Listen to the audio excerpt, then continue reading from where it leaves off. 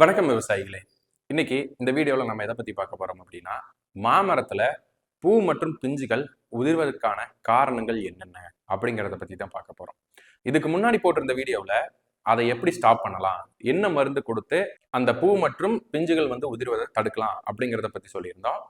இந்த வீடியோவில் அதற்கான காரணங்கள் என்னென்ன, இந்த வீடியோவில் பார்த்தீங்கன்னா ஒரு 5 காரணங்கள் நான் ஸ்பெஷலாக சூஸ் பண்ணி கொண்டு வந்திருக்கேன். சரிங்களா? இது நீங்கள் ஒரு எப்படி சொல்றது, உங்களோட கவனக்குறைவுனால பண்ணக்கூடிய ஒரு சில விஷயங்கள் தான்.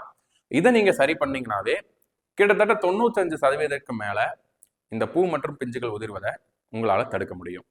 ஸோ அது என்னென்ன அப்படிங்கிறத பார்க்கறதுக்கு முன்னாடி நம்ம சேனலுக்கு புதுசா இருந்தீங்கன்னா நம்ம சேனலை மறக்காம சப்ஸ்கிரைப் பண்ணிக்கோங்க. இந்த தகவல் பயனுள்ளா இருந்துச்சுன்னா லைக் பண்ணிட்டு மற்றவங்களுக்கும் ஷேர் பண்ணி விட்டுருங்க. சரி, வாங்க வீடியோக்குள்ள போகலாம்.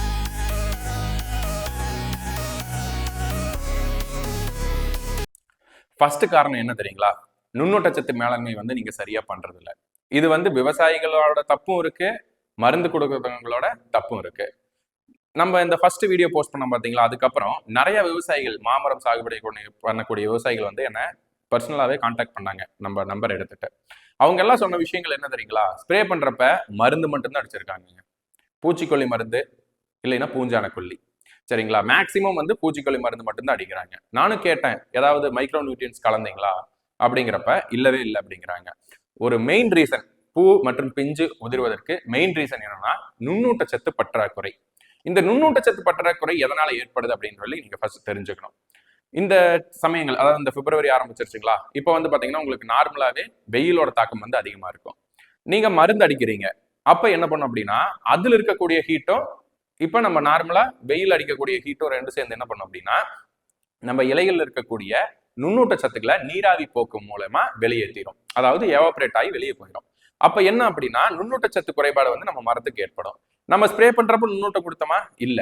ட்ரென்ச்சிங் பண்றப்ப நுண்ணூட்டம் கொடுத்தோமா? இல்ல. அப்ப நுண்ணூட்ட சத்து குறைபாட்டினால என்ன ஏற்படும்? பூ உதிரும், பிஞ்சு உதிரும். நுண்ணூட்ட சத்து குறைபாடு இருந்துச்சுன்னா மெயின் ரீசன் பூ உதிரும், பிஞ்சும் உதிரும். அதை மறந்துடாதீங்க. சரிங்களா? ஆனா நம்ம கொடுக்கறது என்ன அப்படின்னா ஒவ்வொரு ஸ்ப்ரேயிங்க்குமே நுண்ணூட்டச்சத்து ஏதாவது மிக்ஸ் பண்ணிக்குவோம்.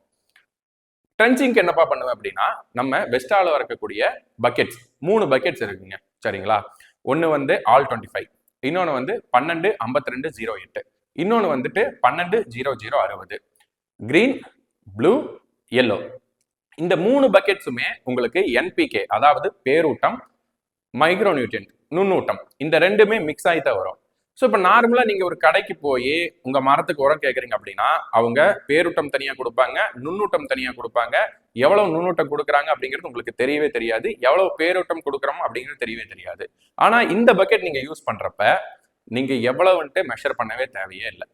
ஜஸ்ட் இதை ஒரு மரத்துக்கு 5 லிட்டர், சரிங்களா, தண்ணியில் மிக்ஸ் பண்ணி மரத்துக்கு 5 லிட்டர் அப்படிங்கிற விதத்தில் ஊற்றிட்டீங்கன்னா போதும். உங்கள் மரத்துக்கு தேவையான பேரூட்டச்சத்து மற்றும் நுண்ணூட்டச்சத்து எல்லாமே இந்த ஒரே பக்கெட்ல இருந்து உங்களுக்கு கிடைச்சிடும். ஸோ இந்த 3 கிரேட் சொன்ன பாத்தீங்களா, அதை பத்தி நான் தெளிவா ஒரு வீடியோல சொல்றேன். ஒவ்வொரு பக்கெட்டும் என்னென்ன சீசன்ல போடணும் அப்படிங்கிறத. சரிங்களா? ஸ்ப்ரேயிங்க்கு 2 மருந்து நான் கொடுப்பேங்க. ஒன்னு ரீமர், கேபிசிஏ டெக்னிக். சரிங்களா? இப்படி சொன்னா உங்களுக்கு தெரியும், கேபிசிஏ டெக்னிக். சரிங்களா? இதுல பாத்தீங்கன்னா உங்களுக்கு potassium schoenite, potassium nitrate, calcium, boron, இந்த 3 மிக்ஸ் ஆகி வரும். இப்போ இதுல என்ன வருது உங்களுக்கு? பொட்டாசியம் நைட்ரேட் அப்படிங்கிறது உப்பு. சரிங்களா? பேரூட்டச்சத்துல போயிருது. கால்சியம், போரான் மட்டும்தான் நுண்ணூட்டச்சத்து. சரி, இது மட்டும்தான் நுண்ணூட்டச்சத்துப்பா, மற்ற நுண்ணூட்டச்சத்துக்கெல்லாம் நான் என்ன பண்ணுவோம் அப்படின்னா ஜம்போ அப்படிங்கிற இன்னொரு லிக்விட் சேர்த்துவோம். இந்த ஜம்போ அப்படிங்கிறது என்னன்னா உங்களுக்கு ஜிப்ராலிக் ஆசிட் கிடைக்குங்க. இந்த ஜிப்ராலிக் ஆசிடோட மற்ற மைக்ரோ நியூட்ரியன்ஸ் எல்லாமே கிடைக்கும். ஸோ இப்போ நம்ம என்ன பண்றோம்? ஸ்ப்ரே பண்றப்ப இது ரெண்டையும் பைண்ட் பண்ணி அடிக்கிறோம். அப்ப ஸ்ப்ரேயிங்லயும் உங்களுக்கு நுண்ணூட்டச்சத்து கிடைச்சிருது. கீழே ட்ரென்ச்சிங்ல நம்ம பக்கெட் கொடுக்குறப்ப என்ன ஆகும் அப்படின்னா அதுலயும் நுண்ணூட்டச்சத்து கிடைக்குது. நம்ம பக்கெட்ல வராத ஒரு நுண்ணூட்டச்சத்து என்னன்னா கால்சியம். ஸோ அதை கால்சியம் நைட்ரேட் அப்படிங்கிற ஒரு ஸ்டேஜ்ல கொடுத்துருவோம். சரிங்களா? ஒரு வடிவத்துல கொடுத்துருவோம். ஸோ இப்போ பாத்தீங்கன்னா நம்மளுக்கு ஸ்ப்ரேயிங்லயும் நுண்ணூட்டச்சத்து கிடைக்குது, ட்ரென்ச்சிங்லயும் நுண்ணூட்டச்சத்து கிடைக்குது. அப்ப மரத்துக்கு நுண்ணூட்டச்சத்து பற்றாக்குறை ஏற்படுமா? இல்லவே இல்லை. அப்ப நம்மளுடைய பூவும் காயும் எதுவுமே உதிரவே உதிராது. ஏன் அப்படின்னா நுண்ணூட்டச்சத்து இருந்துச்சுன்னா தான் உங்களுக்கு வித் ஸ்டாண்ட் பண்ணும். Fruit setting and flower setting, இந்த ரெண்டுமே நுண்ணூட்டச்சத்து குறைபாட்டினால தான் ஏற்படுது. சரிங்களா? இந்த நுண்ணூட்டச்சத்தை நம்ம பேலன்ஸ் பண்றப்ப ஃப்ரூட் செட்டிங்கும் நல்லா பேலன்ஸ் ஆகும், ஃப்ளவர் செட்டிங்கும் நல்லா பேலன்ஸ் ஆகும். சரிங்களா? இதுதான் ஃபர்ஸ்ட் ரீசன். ரெண்டாவது காரணம் என்ன அப்படின்னு சொல்லி பாத்திரலாங்களா? ரெண்டாவது இன்னொரு முக்கியமான காரணம், அது வந்து விவசாயிகள் பண்ணக்கூடிய தப்பு, அந்த ஸ்ப்ரேயிங் இன்டர்வல். அதாவது உங்களுக்கு பூ வைக்குது பாத்தீங்களா, அது வரைக்கும் நீங்க ஒரு 15 நாளைக்கு ஒரு டைம் வந்து ஸ்ப்ரே கொடுத்துட்டே வாங்க, அது பிரச்சனையே இல்லை. ஒன்ஸ் உங்களுக்கு பூ வந்துருச்சு அப்படின்னா 20 to 25 நாள் கண்டிப்பா கேப் விட்டுருங்க. மினிமம் 20 நாள் ஆச்சு ஒரு ஸ்ப்ரேல இருந்து அடுத்த ஸ்ப்ரேக்கு கேப் விடுங்க. ஏன் இதை நான் சொல்றேன் அப்படின்னா, ஏற்கனவே நம்மளுக்கு வெயிலோட தாக்கம் அதிகம். அது மட்டும் இல்லாம நம்ம ஸ்ப்ரே கொடுக்கறப்ப அதோட ஹீட்டும் டெவலப் ஆகும். ஸோ நான் முன்னாடியே சொல்லியிருந்தேன் என்னன்னா, ஹீட் டெவலப் ஆகுறப்ப நம்மளுக்கு நீராவி போக்கின் மூலமா நுண்ணூட்ட சத்துக்கள் ஆவியா போயிடும். ஸோ இதனாலதான் நான் சொல்றேன், உங்களுக்கு சரிவர நீங்க வந்து அந்த ரெகுலர் இன்டர்வல்ல ஸ்ப்ரே பண்ணிட்டு வாங்க. ஐயோ பூச்சி தொந்தரவு அதிகமா இருக்கு, 10 நாளைக்கு ஒரு டைம் ஸ்ப்ரே பண்ணா தான் கரெக்டா இருக்கும் அப்படின்னு சொல்லி அடிச்சிட்டீங்கன்னா பூச்சி கண்ட்ரோல் ஆகும், ஆனா பூ உதிரும், பிஞ்சு உதிரும். அதனால ஒரு ரெகுலர் இன்டர்வல்ல கரெக்டான மருந்தை சூஸ் பண்ணுங்க. ஒரு 20 நாளைக்கு அதோட பவர் இருக்கணும். நல்ல பிராண்டா நல்ல மருந்தா சரிங்களா சூஸ் பண்ணி அடிங்க. ஸோ இதுதான் உங்களுக்கு ரெண்டாவது காரணம். மூணாவது காரணம் என்னன்னு சொல்லி பார்த்துடலாங்களா? நம்ம யூஸ் பண்ற மருந்து தாங்க. சரிங்களா? இப்ப நான் ஆரம்பத்திலே சொல்றேன், டிசம்பர் குளிர்காலத்துல வந்து நம்ம என்ன பண்ணுவோம் அப்படின்னா சல்பர் கொடுப்போம். ஏன் அப்படின்னா அது வந்து ஹீட்டை வந்து டெவலப் பண்ணிவிடும். சூடா இருந்தா தான், ஹீட்டா இருந்தா தான் நம்மளுக்கு மாமரத்துல பூ எடுக்க ஆரம்பிக்கும். அந்த சல்பரை எந்த ஸ்டேஜ்ல யூஸ் பண்ணுமோ அந்த ஸ்டேஜ்ல மட்டும்தான் யூஸ் பண்ணணும். அதை விட்டுட்டு வெயில் காலத்துல நீங்க சல்பர் யூஸ் பண்றது, இல்ல பூ பிடிச்சதுக்கு அப்புறம் சல்பர் யூஸ் பண்றது அப்படிங்கிறப்ப போயிட்டீங்க அப்படின்னா உங்களுக்கு பூ உதிர்தல் கண்டிப்பா ஏற்படும். ஏன்னா அப்படின்னா வெயில், பூச்சி மருந்து இருக்கக்கூடிய ஹீட்டு, சல்பர்ல இருக்கக்கூடிய ஹீட்டு ரொம்ப ஹீட் ஆயிருச்சு அப்படின்னாலும் உங்களுக்கு பூவெல்லாம் உதிர ஆரம்பிச்சிடும். ஸோ இதனால என்ன லெவல்ல யூஸ் பண்றோம், என்ன மருந்து யூஸ் பண்றோம் அப்படிங்கிறத தயவு செஞ்சு தெரிஞ்சு யூஸ் பண்ணுங்க. முக்கியமான காரணம் என்னன்னா சல்பர் லெவலை வந்து கரெக்டா கண்ட்ரோல் பண்ணுங்க. இதுதான் மெயின் ரீசன். இதுதான் நான் 4வது ரீசனா சொல்லலான்ட்டு இருந்தேன். சரிங்களா? இந்த 3 மற்றும் 4 வந்து தயவு செஞ்சு ஃபாலோ பண்ணிட்டே வாங்க. என்ன மருந்து அடிக்கிறீங்க, எப்பப்ப அடிக்கிறீங்க, எவ்வளவு சல்பர் வந்து யூஸ் பண்றீங்க, அதை எந்த டைம்ல யூஸ் பண்றீங்க அப்படிங்கிறத தயவு செஞ்சு மைண்ட்ல வச்சுக்கோங்க. கடைக்காரங்க மறந்துடுவாங்க, ஏன்னா நிறைய பேர்த்த வந்து அவங்க டீல் பண்ணுவாங்க. ஸோ விவசாயிகள் நீங்க தான் எப்பப்ப கொடுக்குறோம், என்ன மருந்து கொடுக்குறோம் அப்படிங்கிறத ஒரு சார்ட் மாதிரி போட்டு வச்சுக்கிட்டீங்க அப்படின்னா உங்களுக்கு தெரியும், ஓகே இந்த மருந்து இப்ப கொடுத்துருக்கோம், ஸோ இதோட வேலை என்ன. முக்கியமான விஷயம் என்னன்னா, ஒரு மருந்து அடிக்கிறீங்க அப்படின்னா அது என்ன பண்ணுது அப்படிங்கிறத தெரிஞ்சுக்கோங்க.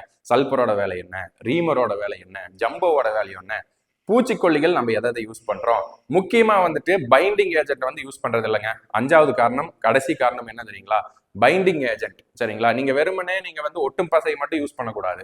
அது வந்து உங்களுக்கு ஸ்ப்ரெட்டராகவும் இருக்கணும், பெனட்ராக்டாகவும் இருக்கணும், அதசிவாகவும் இருக்கட்டும். சரிங்களா? இந்த 3 in 1 இருக்கணும். சரிங்களா? அந்த மாதிரியான ஒரு சிலிக்கான் பேஸ்டு ஜெல்லை வந்து யூஸ் பண்ண ஆரம்பிங்க. ஏன் அப்படின்னா ஒரு இடத்துல போய் படுது அப்படின்னா அந்த டிராப்லெட் வந்துட்டு எல்லா இடத்துலையும் வந்து ஸ்ப்ரெட் ஆகணும். அப்படி ஸ்ப்ரெட் ஆச்சுன்னா மட்டும்தான் உங்களுக்கு அதோட 100க்கு 100%, அதாவது நீங்க ஒரு 10,000 15,000 ரூபாய்க்கு நீங்க மருந்து அடிக்கிறீங்கன்னா அது வந்து ஒரு 500-1000 ரூபா தான் வரும். சரிங்களா? உங்க ஒரு 5000 லிட்டருக்கு வந்து பாத்தீங்கன்னா ஒரு மேக்ஸிமம் ஒரு 1000 ருபீஸ்க்குள்ள வரும். ஒரு 5000 லிட்டருக்கு நீங்க கன்வெர்ட் பண்றீங்க அப்படிங்கிறப்ப ஒரு 1000 ருபீஸ் வந்து நீங்க ஸ்பெண்ட் பண்ணி தான் ஆகணும்.